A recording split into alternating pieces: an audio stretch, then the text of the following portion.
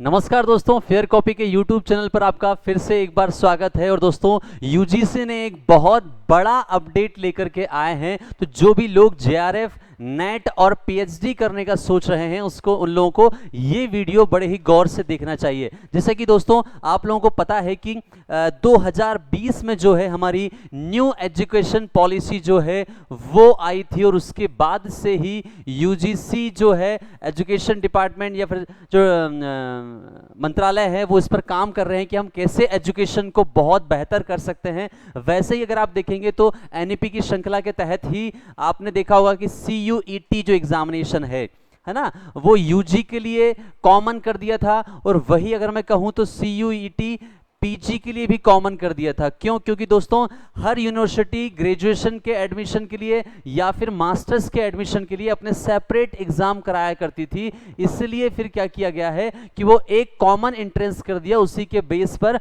आपको different universities में क्या मिलते थे, एडमिशन मिलते थे।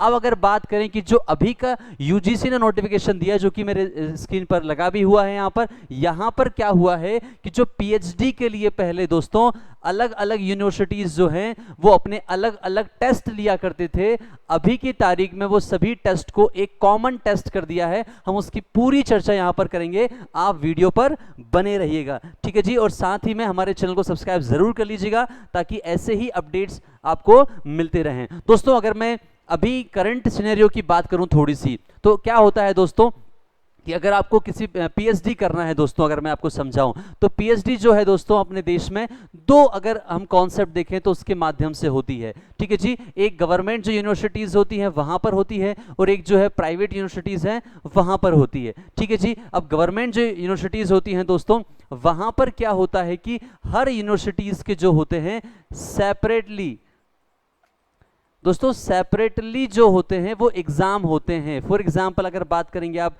जेएनयू की बात करेंगे तो वो अपने अलग से एंट्रेंस लेता है, डीयू अपने अलग से एंट्रेंस लेता है, बीएचयू अलग से लेता है, डीएवीवी अलग से लेता है, और जो भी राज्य जिस भी राज्य में आप हैं वहां के अलग यूनिवर्सिटीज अपने अलग टेस्ट लेती हैं। तो होता क्या है कि किसी एक स्टूडेंट को अगर 4 यूनिवर्सिटीज में अगर पीएचडी के लिए अप्लाई करना है तो उसको क्या करना होता है, 4 एग्जामिनेशंस देने पड़ते थे, परंतु अब ऐसी समस्या नहीं रही है।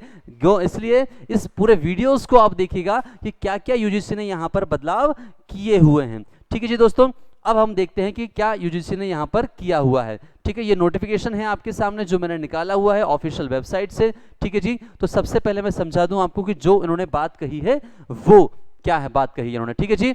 देखिए क्या लिखा हुआ है सर यहां पर कि यूजीसी कंडक्ट क्या करता है sir, the national net examination है वो लेता है हर साल, ठीक है। साल भर में आपको पता होगा कि ये 2 बार एग्जामिनेशन होता है। अगर आपको यूजीसी नेट के बारे में जानकारी नहीं है तो हमारे चैनल पर उसका वीडियो है, अब डिस्क्रिप्शन में उसकी लिंक भी आपको मिल जाएगी, वहां से आप लोग इस वीडियो को देख सकते हैं, ठीक है जी। तो जो नेट का एग्जामिनेशन है दोस्तों वो साल में 2 बार होता था, और इस एग्जामिनेशन के माध्यम से जो है दोस्तों वो आपको 2 प्रकार की चीजें मिला करती थी, ठीक है। कि या तो आपको जेआरएफ अलॉट होता था, ठीक है जी, या फिर आपको असिस्टेंट प्रोफेसर अलॉटमेंट मिलता था कि आप इसके माध्यम से असिस्टेंट प्रोफेसर बन सकते हैं, ठीक है। तो पहले नेट 2 बार होता था और उससे आपको 2 बेनिफिट्स मिलते थे, इधर जेआरएफ या फिर आपको असिस्टेंट प्रोफेसर के लिए एलिजिबिलिटी मिलती थी। परंतु अभी क्या हो गया है दोस्तों, अगर हम इसको समझें तो अब यहां पर मामला क्या हो चुका है, थोड़ा सा अलग हो चुका है। अगर आप यहां पर पढ़ेंगे तो अभी करंटली क्या हुई है दोस्तों, मीटिंग हुई है, और उस मीटिंग के माध्यम से अगर आप देखें यहां पर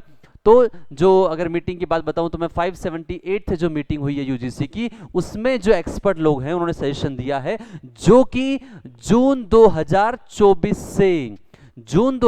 से क्या हो जाएगा, ये एप्लीकेबल हो जाएगा। मतलब जो अपकमिंग आपका जो एग्जामिनेशन आने वाला है नेट का, उससे ही ये एप्लीकेबल होगा। अब इसमें क्या होगा दोस्तों, बड़े ध्यान से सुनिएगा आप लोग, ठीक है जी। जैसा कि मैंने समझाया कि अभी तक जो नेट के एग्जामिनेशन हुआ करते थे उसके 2 कैटेगरीज हुआ करती थी, है ना। पहली कौन सी, जेआरएफ, और सेकंड कौन सी होती थी, असिस्टेंट प्रोफेसर। पर अब क्या किया हुआ है, यहां पर एक और कैटेगरी जोड़ दी गई है और थोड़े से इनमें बदलाव भी किए हैं। तो क्या होगा, अगर अब आप नेट का एग्जामिनेशन देते हैं तो आपको ये चीजें देखने को मिलेंगी।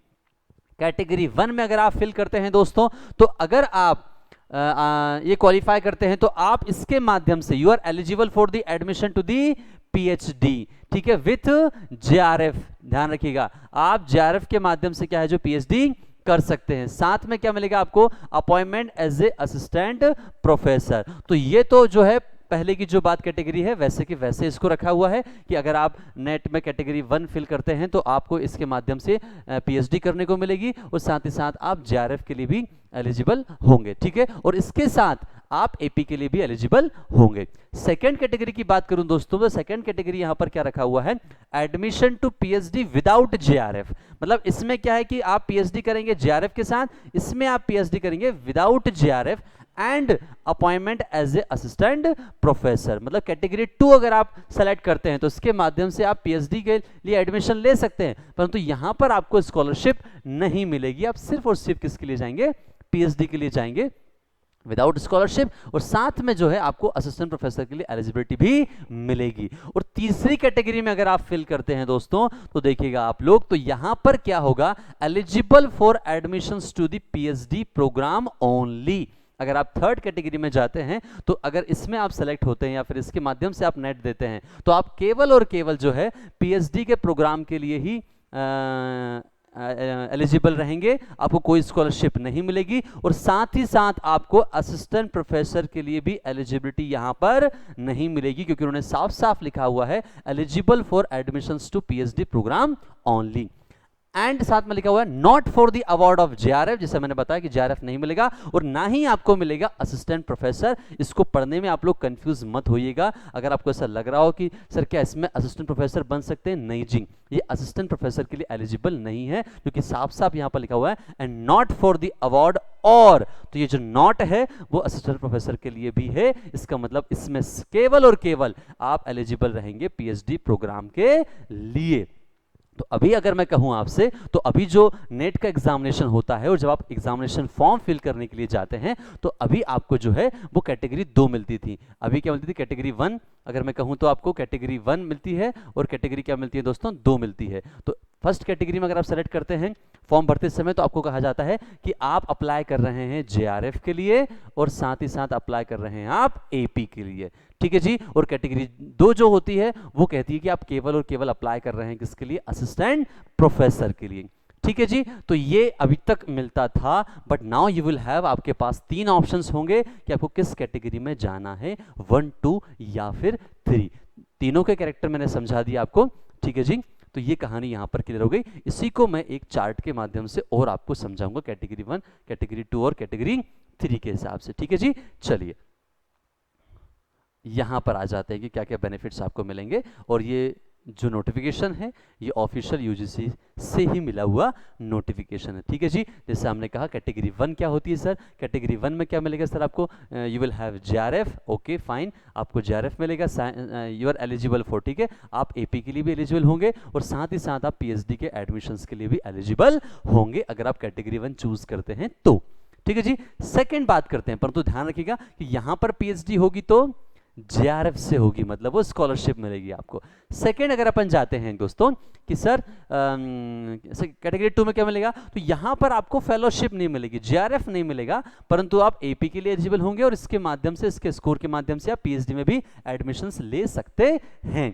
थर्ड कैटेगरी की बात करें दोस्तों तो admissions for the PhD only, neither you will have the scholarship nor you will be eligible for the AP. सिर्फ और सिर्फ आप किसी भी यूनिवर्सिटी में क्या होते हैं, पीएचडी के लिए क्या कर सकते हैं, यहां पर एडमिशन ले सकते हैं। और जैसा कि मैंने बताया कि ये किया क्यों गया है दोस्तों, ये इसलिए किया गया है क्योंकि अगर as a candidate, as a researcher आपको अप्लाई करना है रिसर्च के लिए, पीएचडी के लिए, तो you will have to apply for the many universities. आपको अलग अलग जगह अप्लाई करना होता था और अलग अलग जगह एग्जामिनेशन देना होता था। फॉर एग्जांपल मुझे पीएचडी करनी है तो मुझे जेएनयू में करनी है तो वहां के लिए अलग से मैं एंट्रेंस दूंगा, तो डीयू के लिए अलग से दूंगा, तो बीएचयू के लिए अलग से दूंगा। बट अब ऐसा नहीं है, अगर आप ये कैटेगरी फिल करते हैं कोई भी इसमें, तो इसके माध्यम से, इसके स्कोर के बेसिस पर जो है आप पीएचडी में किसी भी यूनिवर्सिटी में क्या है, एडमिशंस ले सकते हैं। अब चलते हैं दोस्तों अपन आगे कि इसका क्या और इन्होंने टर्म एंड कंडीशंस बताई हुई हैं जो कि आपको बहुत जरूरी है जानना, ध्यान रखिएगा, ठीक है जी। अब यहां पर बताया है, देखिए बड़े ध्यान सुनिएगा, the result of NET will be declared in percentile along with the marks obtained by a candidate to utilise the marks for the admissions to the PhD. ठीक है जी। अब यहां पर क्या होगी, परसेंटाइल के साथ साथ आपके जो नंबर्स हैं वो भी दिए जाएंगे। कई बार क्या होता है, यूजीसी केवल परसेंटाइल बता देती है, ठीक है जी, यहां पर अब आपको नंबर्स भी मिलेंगे। कई बार केवल नंबर बताती है, फिर केवल परसेंटाइल बताती है, यहां पर दोनों मिलेंगे ताकि पीएचडी में जो एडमिशन है वो क्या हो जाए, थोड़े से ईजी हो जाए। चलिए आगे बढ़ते हैं अपन लोग। क्या लिखा हुआ फिर, The JRF qualified students are admitted into the PhD programs based on an interview as per the UGC।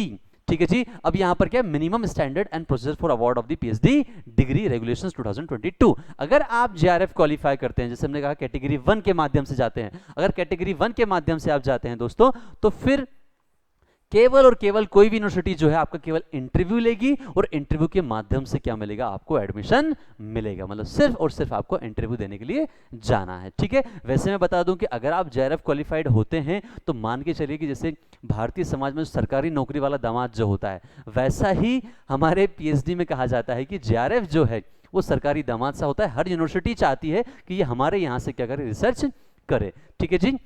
मेरे जो को अन्यथा मत लीजिएगा, जो समाज के हिसाब से वो बता रहा हूं मैं आपको। ठीक है। अब ये हो गई कैटेगरी 1 दोस्तों। अब पहुंचते हैं कैटेगरी 2 पर। यहां पर क्या लिखा है, for students who are qualified in category 2 and 3।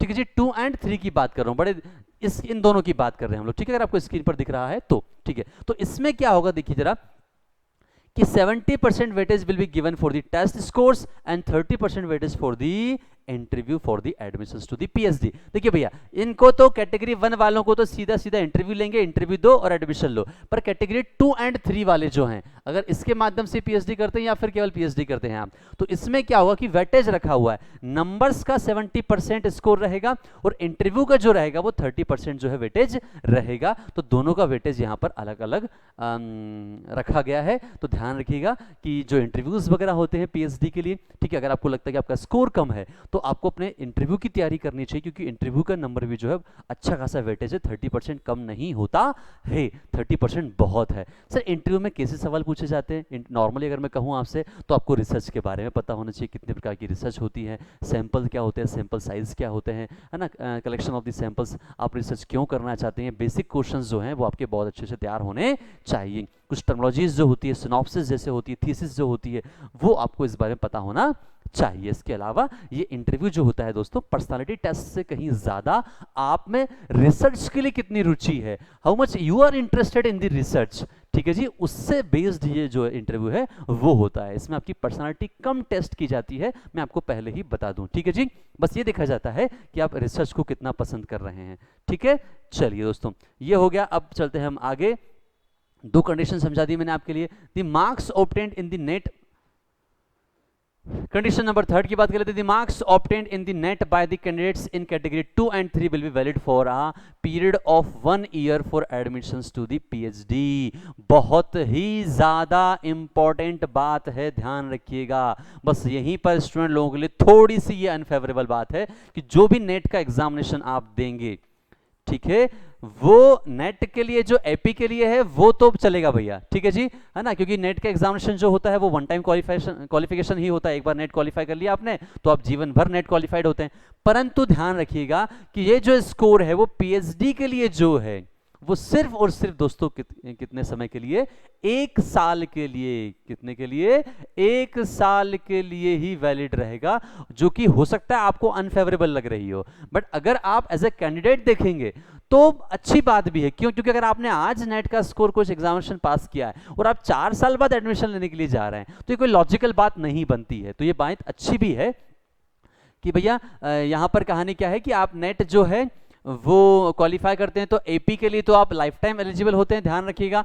ठीक है जी, आप एपी जो स्कोर रहेगा आपका वो हमेशा के लिए रहेगा, लाइफ टाइम के लिए रहेगा। परंतु सिर्फ पीएचडी आप अगर आपको लेना है एडमिशन तो आप 1 साल के अंदर जो है वो एडमिशन ले लेंगे तो ठीक रहेगा। ठीक है जी, चलिए दोस्तों, तो ये इंफॉर्मेशन थी आपकी इस पूरे कॉन्सेप्ट के बारे में। अगर आपके मन में अभी भी कुछ सवाल हैं तो आप कमेंट बॉक्स में अपने सवाल को छोड़ दीजिएगा, हम आपके सवाल का जवाब जरूर देंगे। और आपको नेट से संबंधित, पीएचडी से संबंधित अगर तैयारी करनी है तो हमारे चैनल को सब्सक्राइब जरूर कर लीजिएगा, क्योंकि ऐसे ही इंफॉर्मेटिव ऑथेंटिकेट इंफॉर्मेशन के साथ हम आपके पास हमेशा आते रहेंगे।